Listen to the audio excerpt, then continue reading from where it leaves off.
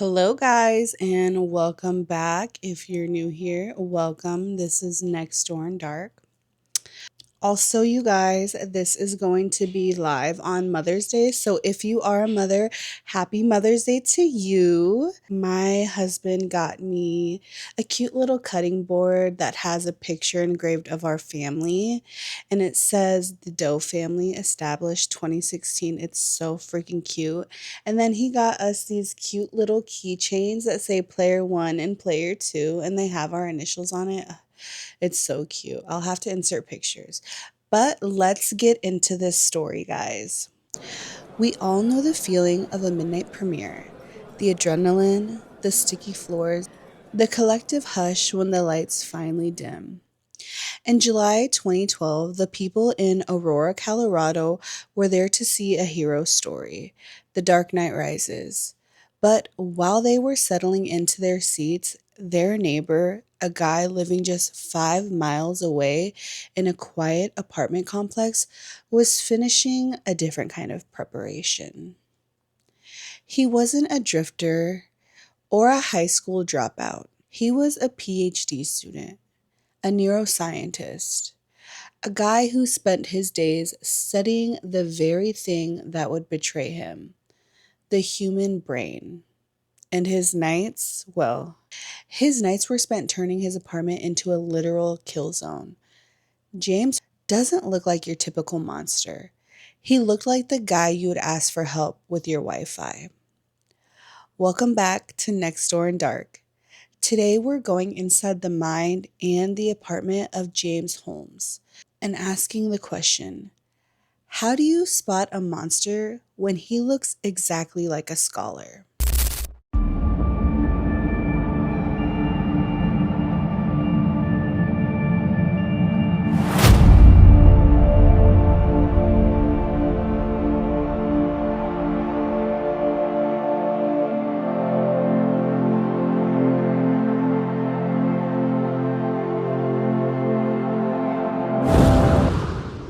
Some people would say James was brilliant, top of his class, honors in biotechnology. When he moved to his apartment in Aurora to start his doctorate in neuroscience, he was just another quiet student. But in just a few short months, his apartment would turn into a literal booby trap, with ammunition being delivered months in advance. It's easy to look at Amazon delivery boxes and the crime and see a monster, but if you had lived next door to James 10 years earlier or even 14 years earlier, you wouldn't have seen that. You would have seen a kid who, by all means, was doing everything right. A kid from a good family who attended church on Sundays, a mom who was a nurse, and a dad who was a mathematician. But even behind the closed doors of a suburban home in San Diego, the cracks were already starting to form. James grew up in sunny San Diego. He played soccer, he ran cross country, and was a straight A student, graduating at the top of his class. But while his resume on paper looked crystal clear, his internal world was terrifying. He told his psychiatrist that even as a little kid, he saw flickers in the corners of his eyes and was scared of something that he called the nailed ghost. So even as a child, he was already showing signs of schizophrenia. While other kids were afraid of the boogeyman, James was afraid of the very things that his brain was creating. By the time he was a teenager, he said he had been obsessed with killing. For over a decade, he was a valedictorian candidate next door, harboring a secret he didn't even have the words for yet. James spent his whole life trying to outrun those nail ghosts. In 2010, after graduating from the University of California in Riverside, he decided he was going to pursue his graduate in neuroscience at the University of Colorado, and this is when he decided to move to Aurora. James filled out a rental application where he described himself as quiet and easygoing. He moved into a one-bedroom apartment in a building with other students involved in health studies. He settled into his life in Aurora quietly, doing the regular things like going out, even setting up a dating profile, and also dating. He identified himself as agnostic on his profiles. Holmes took up neuroscience to essentially try and hack his own biology, to find a way out of the darkness that is his own thoughts. But in 2012, living in that quiet apartment in Aurora, something finally snapped in James. He stopped trying to fix his mind and started letting it take the lead. He stopped being a student of the brain and became the architect of a massacre. And that's when the packages started rolling in. Slowly, Holmes started planning the grim massacre that would leave the city of Aurora shaken for years to come. Like I said, when he was in graduate school, Holmes was still seeing these shadows and flickers out of the corners of his eyes. He said that they would fight each other with firearms and other weapons. So it was slowly growing stronger and stronger. At the University of Colorado, that is where he sought help for his declining mental state. He went to the student health clinic after him and his girlfriend broke up. He was being seen by his psychiatrist, Dr. Lynn Fenton, who would later go on to testify at his trial, saying that she has been worried about his homicidal ideations, which he had expressed to her in their last meeting. She saw him over a total of 7 times in a 3-month time span, but Holmes continued to reject suggestions for treatment. So while his neighbors were seeing boxes and professionals were seeing red flags, no one was able to connect the dots. While he was telling his psychiatrist he had homicidal thoughts 3 times a week or more, nothing was done. Under the law, a therapist is not able to break confidentiality unless there's a specific target. Because James never outright said, "I'm going to attack Century 16 Theater," he remained a private patient, but a public threat. But Fenton's concerns grew and she eventually contacted campus police and the threat assessment team. But because James had started the process of withdrawing from the school, the university basically felt that they no longer had jurisdiction over him, and in turn, he slipped through the cracks before his plans were played out. He sent a spiral notebook to Dr. Fenton 8 days before the mass shooting that sat in a university mailroom unopened until it would be too late. Inside the spiral notebook were drawings that would send chills down your spine. It wasn't the work of an artist, they were stick figures, but it was what the stick figures were doing that would make your heart stop. One drawing showed a stick figure standing in a hallway holding a gun with other figures lying around him. He had drawn diagrams of the theater's layout. These were not just doodles. He was mapping out the kill zones. Sprinkled through the pages were infinity signs. He told the psychiatrist that this represented his broken mind and his obsession with the value of the human mind being zero. I can't seem to shake this question, but was this a cry for help? Was he sending this notebook in hopes that his psychiatrist would see it and do something about it? And how was he not stopped? I just don't understand. He left clues and he was still able to get away with such a heinous crime. He told a doctor that he wanted to kill people. The doctor told police that she was worried, but because of a series of checks and balances and privacy laws, the information fell on deaf ears.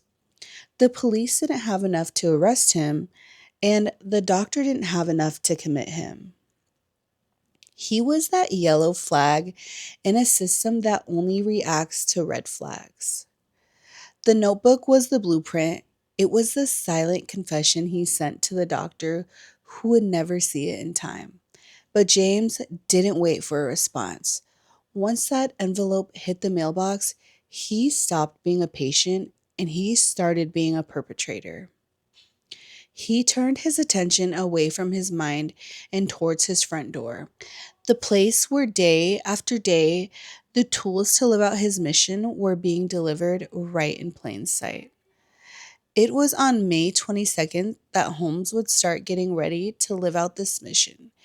He purchased a Glock 22 pistol at a Gander Mountain shop in Aurora. 6 days later, on May 28th, he bought a Remington 70 Express tactical shotgun at a Bass Pro Shop in Denver.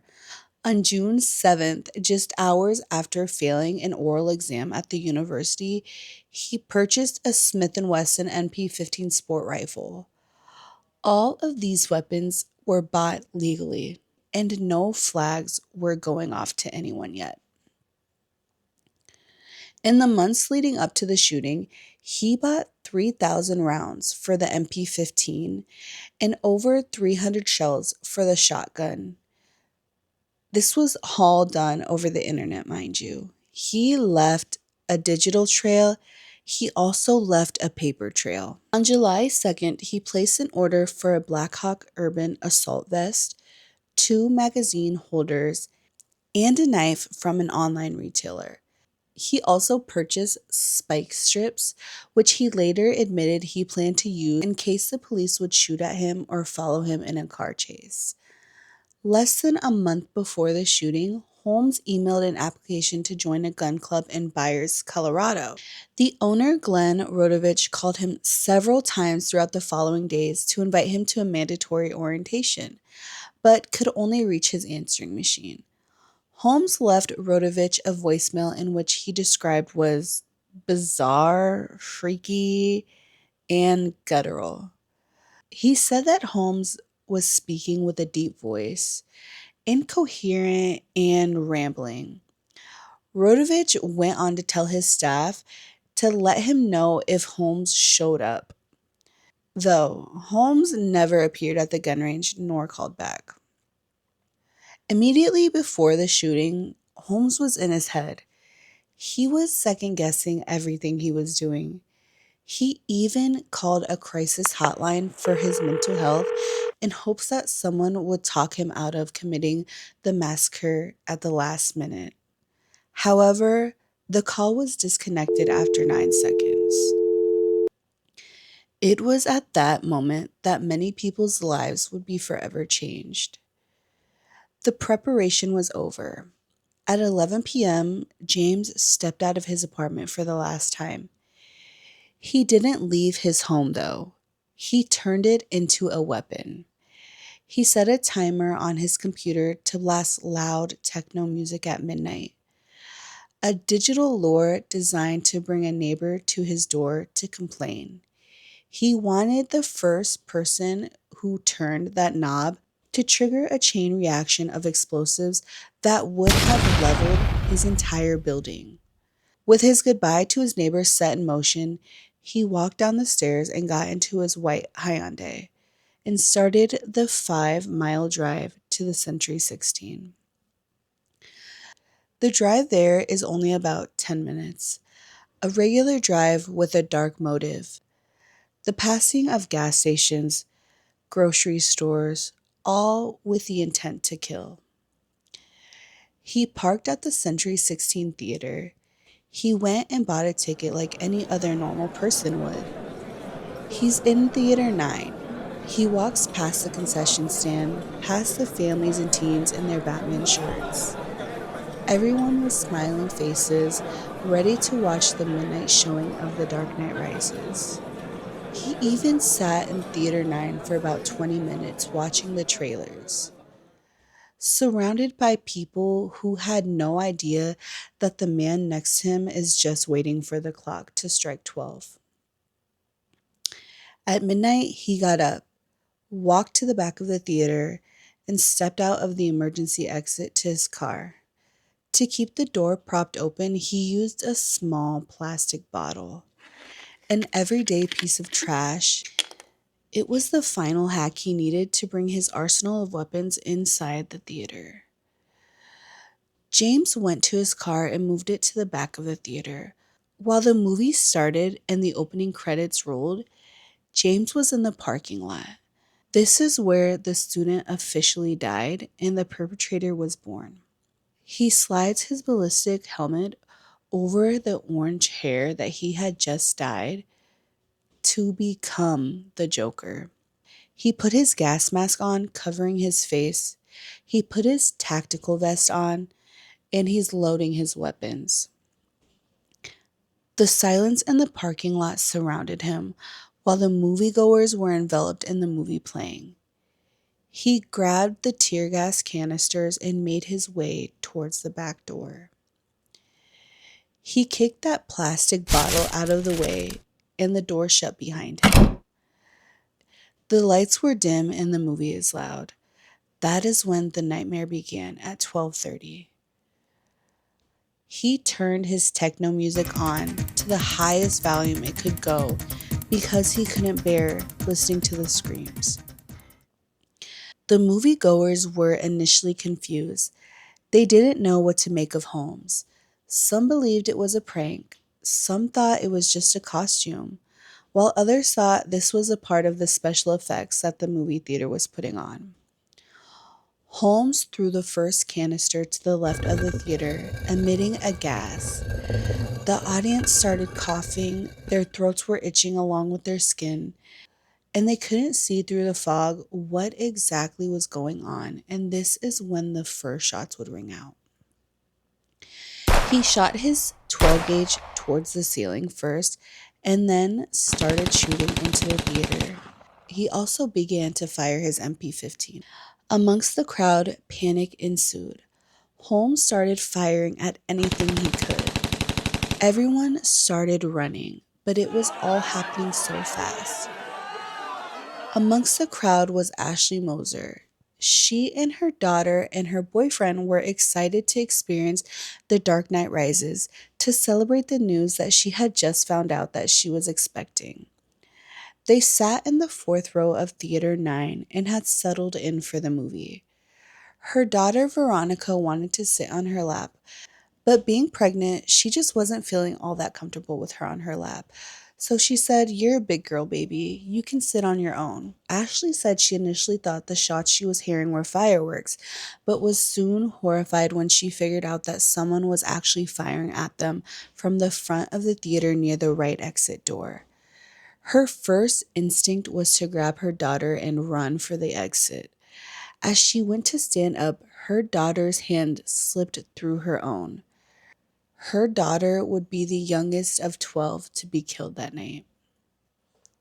Even more were wounded. Even Ashley herself was shot 3 times. She would later go on to lose her unborn child. Another victim at the Century 16 Theater was Jessica Gawi. She was a 24-year-old sports broadcaster and blogger who had narrowly, just a month before, avoided a shooting at a shopping center. That's so crazy to me. Jessica tweeted after that incident, "I was shown how fragile life was. I was reminded that we don't know when or where our time on earth will end." Jessica recently had moved to Denver from Texas. Family and friends say she was a beautiful soul. Like I said, there were among 12 fatally killed and 70 others injured. 58 of those injuries were due to gunshot wounds. It is impossible to hear these stories without feeling so many emotions. The whispered prayers in the dark, the parents shielding their children with their own bodies, and to not feel the weight of what was lost that night.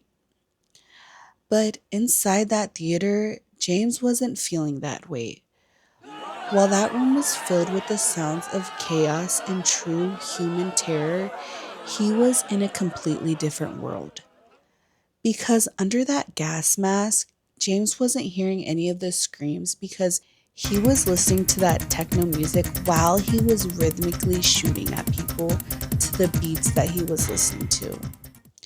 He had planned for maximum efficiency, But even his meticulous preparation had a flaw. His rifle jammed for a few heart pounding seconds. The primary engine of his destruction stopped. In that silence, people realized it was their chance to run. He switched to his shotgun and his handguns, but that single failure likely saved dozens of people's lives. Holmes was in the theater for approximately 7 minutes. When you think about it, 7 minutes isn't that long. It's kind of like the amount of time it takes to get through two commercials, or even the amount of time that it takes to brew a cup of coffee. But for our neighbors in Theater 9, it was a lifetime. For James, it was a process, a series of movements he had practiced and planned in his quiet apartment until he could execute his plan with the cold precision of a clock. The police were on the scene within the first 90 seconds of the first 911 call. After the shootings, Holmes quietly walked back to the car and would just sit there and wait. By that time, ambulances were hindered by the chaos and congestion in the parking lot, and they were unable to reach the back of the complex where the police had started pulling the injured out through the emergency exit doors of Theater 9. Holmes was still waiting by his car, but because of his clothing, he was at first mistaken for the fellow police officers. He was described as being calm and disconnected during the arrest. Officials said that Holmes was a self proclaimed joker. Holmes would soon tell police about the booby trapped apartment as well. Police evacuated 5 buildings surrounding his residence the day after the shooting. The officials were able to disarm an explosive device that was wired to the apartment's front door, allowing a remote controlled robot to enter and disable the other explosives. His apartment held more than 30 homemade grenades wired to a control box in the kitchen. It was also filled with at least 30 gallons of gasoline. As the smoke in the theater eventually cleared and the techno music stopped, the sirens that had filled Aurora that night faded into the quiet hum of a high security jail cell.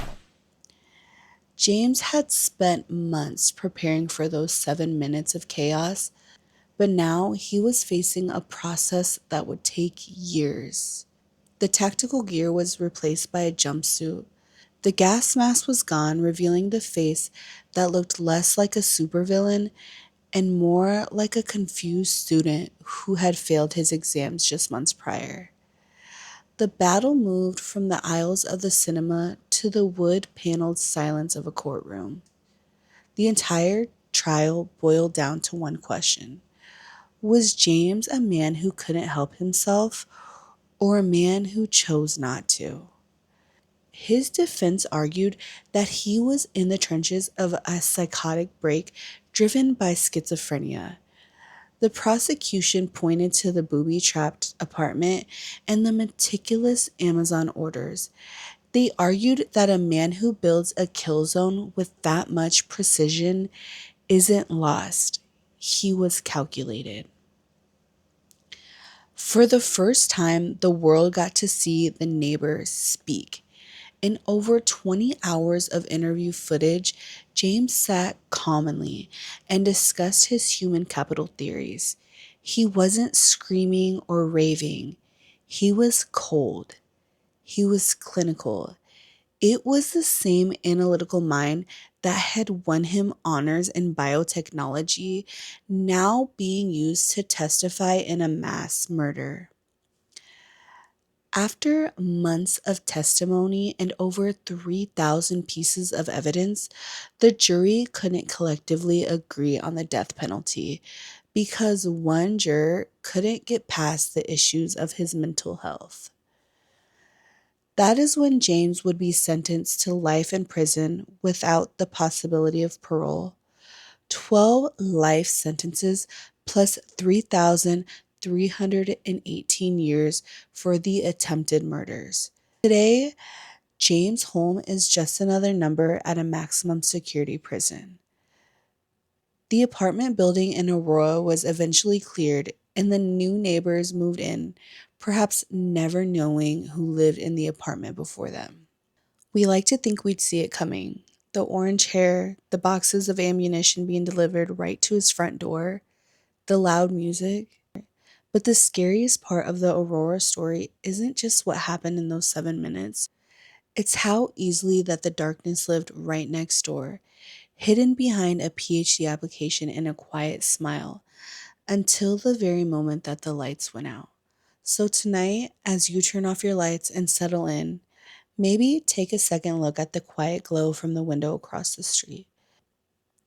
We like to think we know our community, but sometimes the person next door is just a stranger we haven't met yet. I'm Brittany Nicole, and this has been episode 2 of Next Door in Dark. Comment below and let me know your thoughts about this case, and as always, stay safe and keep your porch lights on.